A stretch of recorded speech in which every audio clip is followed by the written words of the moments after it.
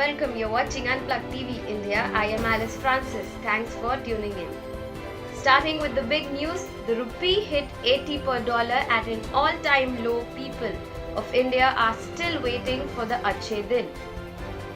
We'll get into the details of the story in a short while, but before that, let's dive into some of the top headlines from around the world. Opposition's Vice President candidate Margaret Alva files nomination on Tuesday in the presence of Congress leader Rahul Gandhi, NCP chief Sharad Pawar and several opposition leaders. Alva will be contesting against NDA's candidate Jagdeep Dhankar. BJP-led NDA candidate Draupadi Murmu is pitted against joint opposition pick Yashwant Sinha for the president's post. The counting of votes is Kerala Higher Education Minister R. Bindu has condemned the Kerala incident in which girls were allegedly told to remove their bras before entering a NEET exam hall in Kollam, and R. Bindu has written to National Testing Agency and the centre expressing disapproval of such actions. She said it is our duty to ensure that a student's psychological condition is not hampered. Congress MP Shashi Tharoor criticized PM Narendra Modi-led government by holding them responsible for fall of rupee against US dollar. He said rupee has crossed 80. Modi ji is the one who made it an election issue in 2014. He said he was going to strengthen rupee, but then what is the strong government giving us? Even a weaker rupee. Vicious cycle against Zubair, says Supreme Court, terming the multiple FIRs against Alt News co-founder Mohammad Zubair a vicious cycle.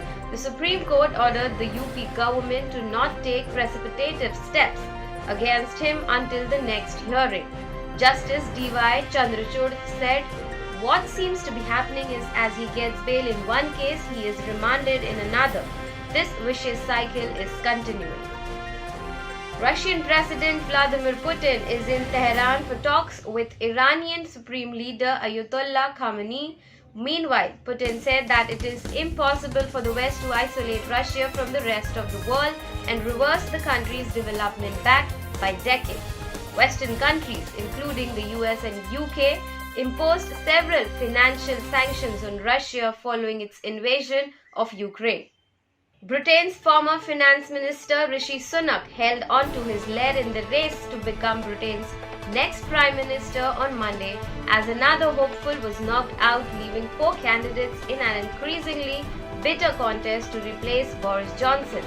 Sunak received 115 votes ahead of Trade Minister Penny Mordaunt, Foreign Secretary Liz Truss and ex-Equalities Minister Kemi Bandok.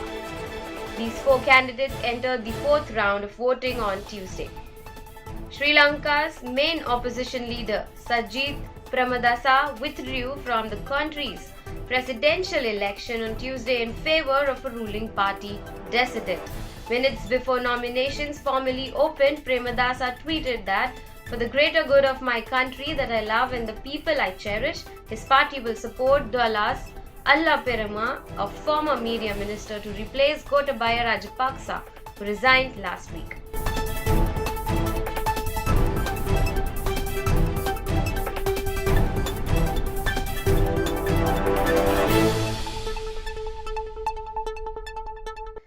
The rupee hit 80 per dollar for the first time ever on Tuesday, after breaching a series of all-time lows and falling over 7% this year from about 74 at the start of 2022, tracking a rampant greenback.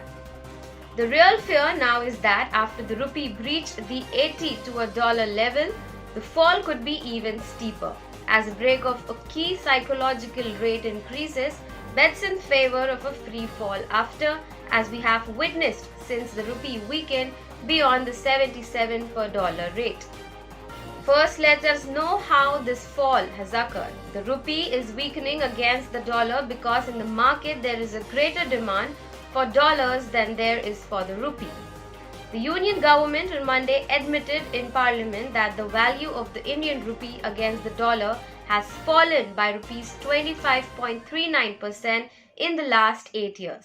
The Finance Ministry informed Parliament that in 2014, as per the Reserve Bank of India, the exchange rate was rupees 63.33 to a dollar. By July 11, 2022, it had fallen to rupees 79.41. On December 21, 2018, the rate shot up to 69.79 and reached the 70 mark on December 31, 2019. After COVID pandemic, the exchange rate remained in the 70s.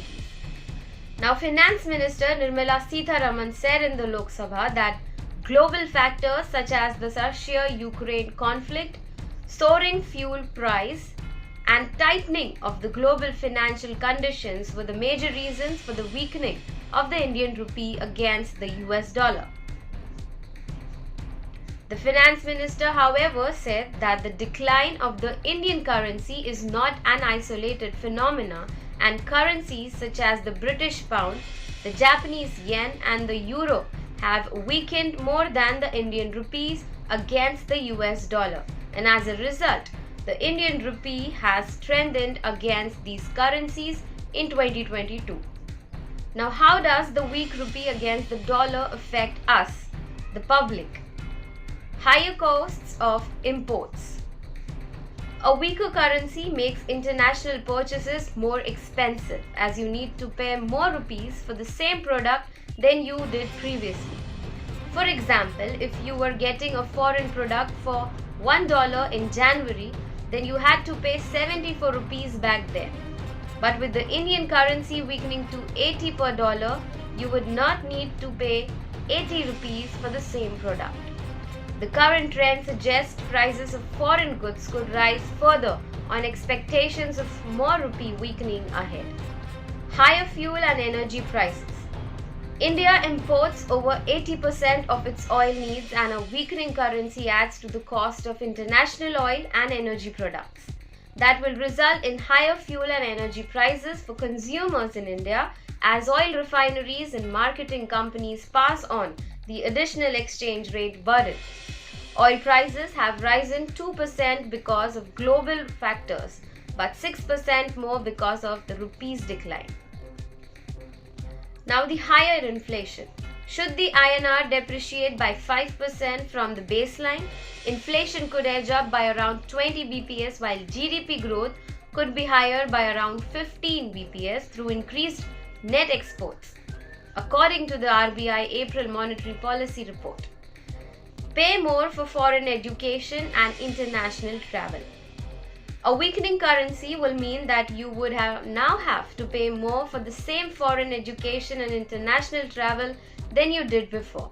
For example, if the cost of traveling to an international country in January was $1,000, that translated into 74,000 back then, but now you would have to pay rupees 80,000 for the same trip.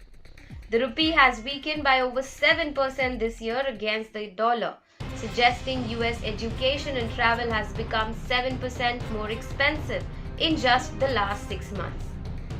The upside, Indian export get more desirable. A weakening currency helps exports and makes Indian goods competitive in international markets. Exporters who were getting rupees 74 in exchange of a product worth rupees $1 would now get 80 rupees for the same. अच्छे दिन